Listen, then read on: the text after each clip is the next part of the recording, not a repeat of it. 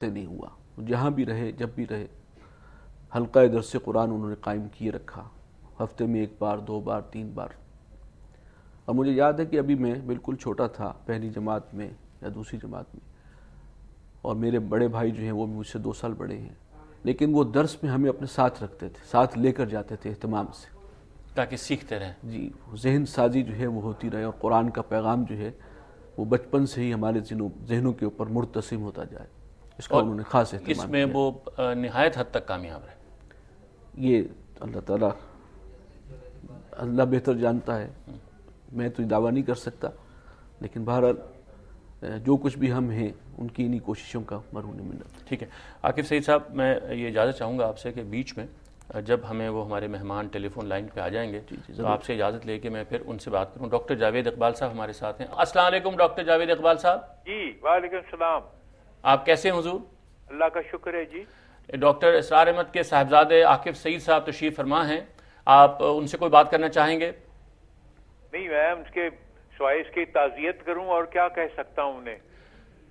آپ ڈاکٹر اسرار صاحب کے بارے میں کچھ فرمانا چاہیں؟ آپ کا ان سے تعلق رہا ہے، آپ کے ان کے بہت سارے پروگرام اسی چینل سے بھی ہوتے رہے ہیں۔ یہ ہے کہ ان کے ساتھ ہمیشہ اس قسم کی وابستگی رہی ہے۔ وہ علامہ اقبال کے بہت مداحین میں سے تھے، اور ہم اکثر یوم اقبال پر بھی ان کے لیکچر سنتے رہے ہیں۔ پھر اس کے ساتھ کئی پینلز پر میں اور وہ اکٹھے رہے ہیں، وہ بہت ہی محبت اور شفقت سے پیش آتے تھے۔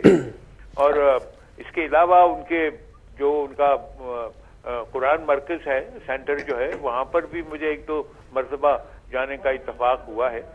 میں ان کی کتابوں سے زیادہ واقف نہیں ہوں، لیکن ان کے جو اپنا فکر تھا، جو ان کو تصور تھا خصوصی طور پر کہ خلافت کا نظام جو ہے وہ ریوائیو کرنا چاہیے، اس کے متعلق وہ اپنی جو نقطہ نگاہ تھا ان کا، اس سے کسی قسم کا اختلاف کے متعلق سننا قبول نہیں کرتے تھے۔ آپ کی اس سلسلے میں ان سے بہت ساری دفعہ بحث مباحثہ بھی ہوا؟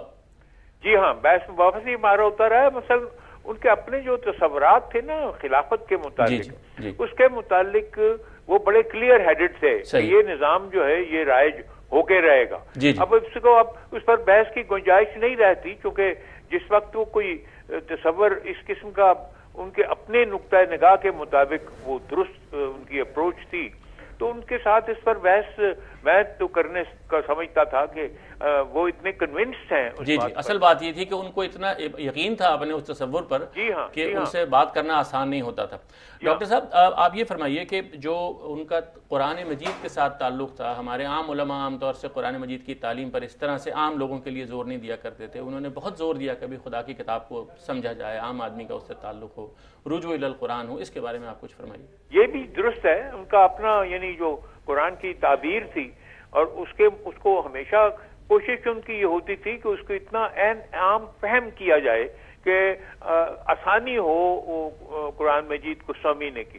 اس میں کوئی وہ یعنی کہہ لیجئے کوئی جدت یا کوئی ایسی تعبیر نہیں نکالتے تھے جو کہ کہہ لیجئے جیسے ہمارے باطنی بعض احباب کرتے ہیں، جو بھی ظاہر ہے اسی سے اپنے آپ سے متعلق وہ اپنے آپ کو متعلق رکھتے تھے۔ میں ان کی خاص طور پر تعبیرات سے زیادہ مانوس نہیں ہوں، کیونکہ اس پہ بیسیکلی جو ان کا خلافت کا تصور تھا، چونکہ میرا موضوع ہمیشہ اسلام کا سیاسی فلسفہ رہا ہے، تو اس پر ہمارے آپس میں بحثیں ہوتی رہتی تھیں، کیونکہ وہ کنونس تھے ذہنی طور پر، اور یہاں آ کے عقل جو ہے وہ عشق کی صورت اختیار کر لیتی ہے۔ میرا کہنے کا مطلب یہ ہے کہ عشق جو ہے بقول مولانا رومی اور بقول علامہ اقبال عقل ہی کی ایک ترقی یافتہ صورت ہے، اور میں سمجھتا ہوں کہ ان کا استدلال جو تھا وہ عقل کی بجائے زیادہ تر عشق پر اس کا انحصار تھا، جہاں تک خلافت کا تعلق ہے۔ نہیں، وہ آپ نے بالکل صحیح فرمایا، غالباً ہم اس پر بات بھی کریں گے عاقب صاحب سے کہ وہ اتنے زیادہ کنونسڈ تھے اور اتنے زیادہ مطمئن تھے، اور اس طرح سے وہ اپنی پوری زندگی انہوں نے ڈیزائن ایسے کی ہوئی تھی، اسی پر استوار کی ہوئی تھی اپنے مشن کے لحاظ سے، کہ یہ اس کی ایک بنیادی کلید تھی۔ آپ کچھ اس پر کامنٹ کرنا چاہیں اگر تو؟ جی ہاں، ان کو اس بات کا کنوکشن حاصل تھا کہ قیامت سے قبل کل روح ارضی پر اللہ کا دین غالب ہوگا اور نظام خلافت علی منہاج النبوہ پھر قائم ہوگا۔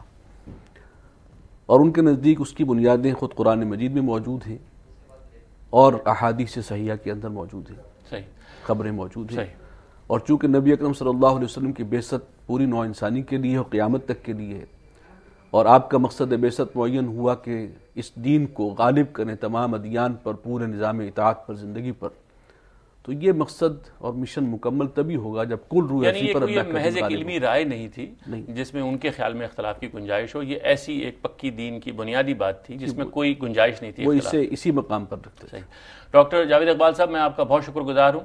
خواتین و حضرات، اجازت دیجیے گا ایک وقفے کی، وقفے کے بعد حاضر ہوتے ہیں۔